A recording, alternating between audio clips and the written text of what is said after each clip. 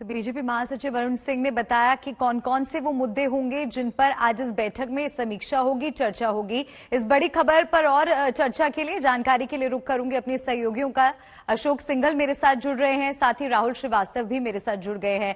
अशोक, सबसे पहले आपके पास आते हुए, अरुण सिंह ने उन मुद्दों के बारे में तो बता दिया जिन पर चर्चा होगी, लेकिन हाल ही में जो उपचुनाव हुए हैं उनमें हिमाचल और राजस्थान से बीजेपी के लिए अच्छी खबर नहीं आई। ऐसे में ये मुद्दा भी आज की बैठक में काफी अहम हो जाता है, हार के कारणों की समीक्षा होना।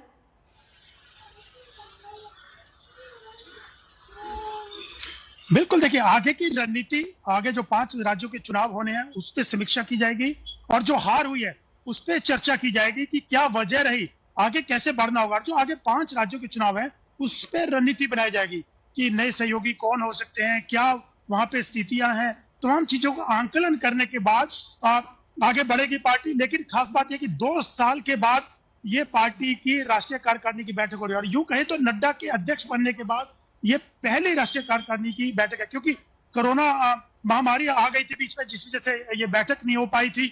लेकिन आज नड्डा शुरुआती भाषण देंगे, कार्यकर्ताओं का, पार्टी नेताओं का मार्गदर्शन करेंगे। उसके बाद कंक्लूडिंग जो एड्रेस होगा 3 बजे के आसपास, वो प्रधानमंत्री नरेंद्र मोदी का होगा। आगे पार्टी कैसे बढ़ेगी और कैसे मजबूती दी जाएगी पार्टी को, एक प्रस्ताव भी पारित किया जाएगा। जो कोरोना काल में पार्टी ने काम किए हैं और जो महामारी की स्थिति को काबू किया है, उन तमाम मुद्दों पर बातचीत की जाएगी और एक एप्रिसिएशन किया जाएगा सरकार का और पार्टी ने जिस ढंग से आगे बढ़ करके काम किया है। तो ऐसे चुनाव से पहले राष्ट्रीय कार्यकारिणी की बैठक कहीं ना कहीं पार्टी को और मजबूत कैसे बनाया जाए, इन तमाम मुद्दों पर फोकस किया जाएगा। जी, राहुल का भी रुख कर लेते हैं। राहुल भी हमारे साथ जुड़े हुए हैं।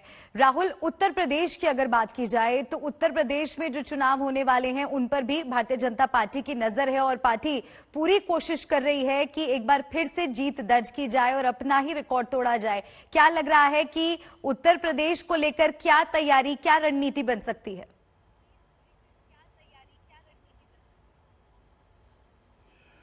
देखिए, उत्तर प्रदेश को लेकर के रणनीति जो है वो ये टोटल अगले साल 7 राज्यों में चुनाव होने हैं, जिनमें से ज्यादातर में बीजेपी सत्ता में है। बीजेपी का सत्ता में होना इसलिए जरूरी है, देखिए एक तो पूरे देश में वर्चस्व बीजेपी का बढ़ता रहता है, उसके अलावा राज्यसभा की सीटों का जिक्र आता है और 2024 के चुनाव हैं। ये जो 2 साल के बाद बैठक लगभग हुई, जैसे अशोक ने बोला, इस पीरियड में बीजेपी ने एक लंबा रास्ता तय किया है।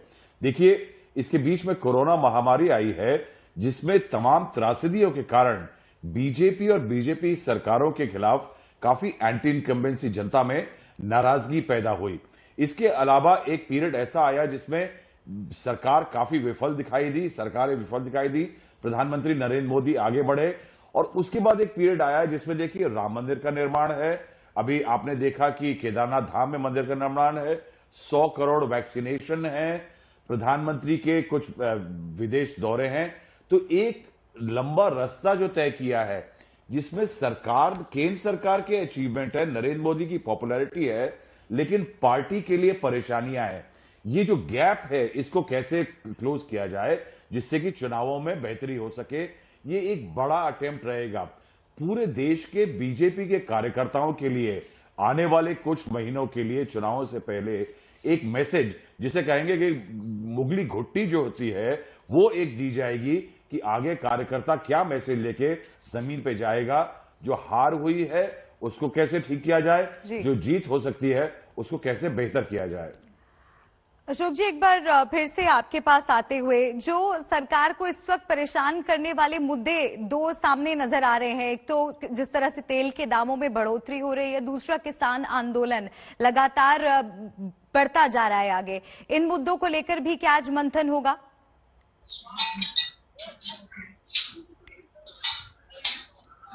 देखिए, जहां तक रेस की बात है, उसको पिछले अभी सरकार ने कम किया था और कुछ राज्यों ने भी कम किया है। और जहां तक किसानों की बात है, सरकार हमेशा कहती रही है कि हम किसानों से बातचीत करने को तैयार हैं और जो किसानों के हित की योजनाएं हैं, लगातार सरकार उसको लागू करती है, उसको इम्प्लीमेंट करती है, उसको आगे बढ़ाती है। सरकार का यही कहना रहा है कि हम किसानों के हित के लिए काम करते हैं और उनके लाभ के लिए हमेशा तत्पर रहते हैं। लेकिन सबसे बड़ा मुद्दा होगा कि 5 राज्यों में जो चुनाव हो रहे हैं उसमें आगे कैसे बढ़े, कैसे दोबारा से रिटेन किए जाए जो जहां पे उनकी सरकारें हैं, और पंजाब में क्योंकि बीजेपी उतनी मजबूत नहीं है तो वहां पर कैसे आगे बढ़ेगी, तो कौन नए गठबंधन के होंगे उनके, इन तमाम 5 राज्यों की समीक्षा करके वहां पे नए सहयोगियों की तलाश करना और कमियों को दूर करना, ये 5 राज्यों के ऊपर तो समीक्षा होगी। लेकिन बाकी जो तत्कालिक मुद्दे हैं जो उनके ऊपर भी चर्चा की जाएगी।